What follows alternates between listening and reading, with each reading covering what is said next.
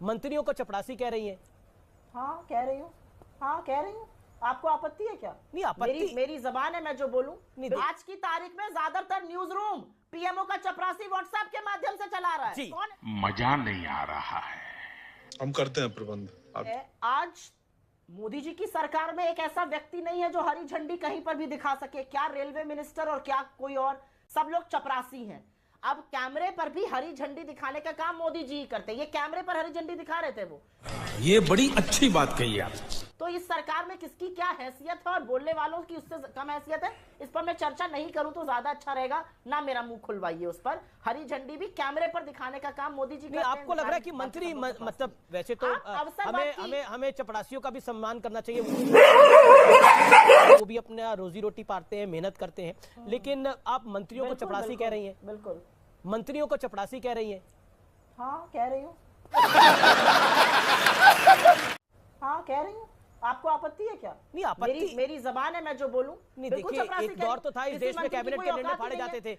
नहीं तो फिर जब कैबिनेट के निर्णय, सुप्रिया जी, जब कैबिनेट के निर्णय, बीच में मत बोलिए। मैं बीच में नहीं बोला, सवाल पूछ रहा हूँ। आपने चपरासी बोला तो मेरा काउंटर सवाल है। आपने मंत्रियों को नहीं रहा नहीं जाता, तड़प ही ऐसी है ना।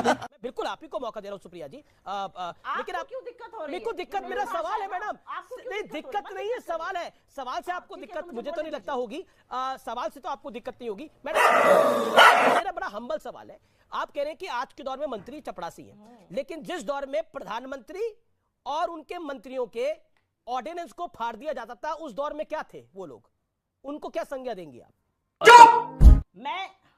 मैं उससे भी ज्यादा ह्यूमिलिटी से आपको दो और जवाब दे रही हूं। जी आज की तारीख में सरकार के किसी मंत्री की कोई हैसियत और कोई औकात नहीं है। अपना पीएस नहीं नियुक्त कर सकते हैं मंत्री। फाइल पर साइन करना तो बड़ी दूर की बात है।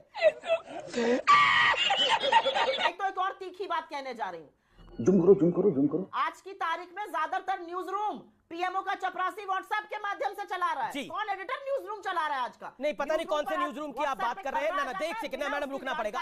अब मुझे रुकना पड़ेगा क्योंकि नहीं एक सेकंड, क्योंकि मुझे नहीं पता आप किस न्यूज रूम की बात कर रहे हैं, किस दौर की आप बात कर रहे हैं। लेकिन एक दौर तो ऐसा था, हमें पता है कि कुछ पत्रकार मंत्री बनाते थे, लेकिन अब आपको पीएमओ में कौन दिख रहा है कौन नहीं दिख रहा, इसके ऊपर मुझे नहीं लगता आना चाहिए। लेकिन फिर भी क्योंकि आपने ये बात कही है, तो मेरा तो सवाल ये है कि जब मंत्री बनाते थे तो कौन से चपरासी थे वो? क्या बात कर रहे हैं बाबा? मुझे तो नहीं लगता मैंने किसी की दुखती रग पर हाथ रख दिया। आप व्यथित ना हो। आपने मुझसे एक पॉलिटिकल सवाल पूछा था, पहले उसका पॉलिटिकल जवाब सुन लीजिए। हाँ, तो पॉलिटिकल जवाब दीजिए। जिसको टुकड़े टुकड़े गैंग कहते थे, उसी लेफ्ट के साथ मंत्री बन के शामिल थे। जिस पीडीपी के मैनिफेस्टो में था सेल्फ रूल, उसके साथ गलबैया करके सरकार चलाते थे ये लोग। तो शाबाश बेटा। तो जितनी अवसरवादिता भारतीय जनता पार्टी में राजनीति में दिखाई है, उतनी किसने दिखाई है? आज वो गुपकर गैंग हो गया है।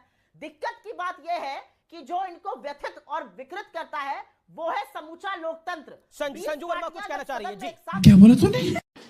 खड़ी हो जाती है और कहती है कि जेपीसी होनी चाहिए जी। तो वो जेपीसी क्यों नहीं बनाते हैं? शरद राव पवार लोकतंत्र में जितनी जगह आपकी है उतनी विपक्ष की भी है। जी एक सेकंड, डॉक्टर अजय लोग, कहाँ है जेपीसी? ओके डॉक्टर अजय लोग रिस्पॉन्ड। आप जबरदस्ती कैसे तुम्हें जा रहे हैं? शाप रिस्पॉन्ड। आज नीतीश कुमार मिलने आए थे। और अगर तुम लोग नए हो तो सब्सक्राइब करो, वो जो लाल वाला बटन है उस पर फूट फेंक के मारो या फिर मोमबत्ती, मुझे नहीं पता, बस क्लिक हो जाना।